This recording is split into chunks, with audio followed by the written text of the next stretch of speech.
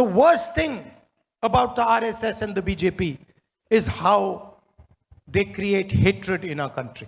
RSS இயக்கத்தில் பாஜக இயக்கத்தினுடைய கொள்கையினுடைய மோசமான விளைவுகள் என்னவென்று சொன்னால் இந்த நாட்டு மக்கள் மத்தியிலே வெறுப்பு விதைகளை விதைத்து அவர்களை எப்படி பிளவுபடுத்துவது என்பது. How they shatter the harmony of our country. நாட்டிலே இருக்கின்ற ஒற்றுமையை நல்லிணக்கத்தை உருக்குலைக்க நினைக்கின்ற கொடும் செயல் அது. How they attack minorities throughout our country. நம் நாட்டிலே இருக்கின்ற சிறுபான்மையினரை இந்தியா முழுவதும் அவர்கள் தாக்குகிறார்கள், சிதைக்க நினைக்கிறார்கள். For the first time in our history, in our modern history, minorities feel uncomfortable, feel scared living in this country. நம்முடைய வரலாற்றில் முதல் முறையாக சிறுபான்மை மக்கள் தாங்கள் பாதுகாப்பில்லாத ஒரு வாழ்க்கை வாழ்கிறோமோ என்கிற அச்ச உணர்வை பெற்றிருக்கிறார்கள். Whether you're a Christian or a Muslim or a Sikh or a Adivasi, you are attacked, vilified, and violence is carried out against you. நீங்கள் கிறிஸ்தவராக இருக்கலாம், இஸ்லாமியராக இருக்கலாம், சீக்கியராக இருக்கலாம், பழங்குடி வகுப்பினராக இருக்கலாம். ஆனால் உங்களை எல்லாம் தேடி தேடி உங்களுடைய உரிமைகளை பறித்து உங்கள் மேலே வன்முறையை ஏவி விட்டு இந்த நாட்டில் வெறுப்பு விதைகளை வளர்க்க நினைக்கிறார்கள் அவர்கள்.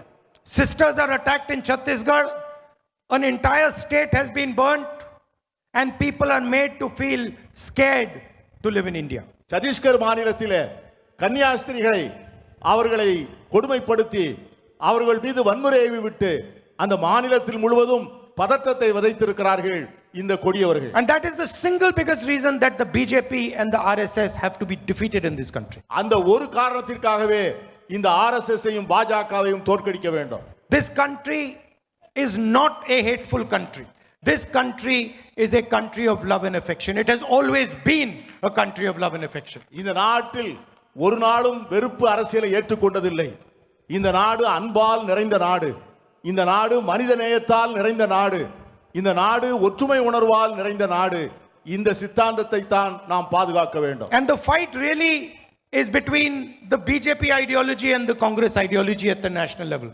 இந்த தேசிய அளவிலே நடக்கிற அரசியல் களம் என்னவென்று சொன்னால் பாஜகவினுடைய தத்துவத்திற்கும் காங்கிரசினுடைய தத்துவத்திற்குமான அரசியல் யுத்த போராட்டம் தான். And the BJP knows that in the end it is the Congress ideology that is going to defeat them. BJP சார்ந்தவர்களுக்கு நிச்சயமாக தெரியும் இறுதியிலே காங்கிரஸ் கட்சியினுடைய தத்துவம் தான் வெற்றி பெறும் என்பதை அவர்கள் முழுமையாக அறிந்திருக்கிறார். They know it. அவர்களுக்கு தெரியும்.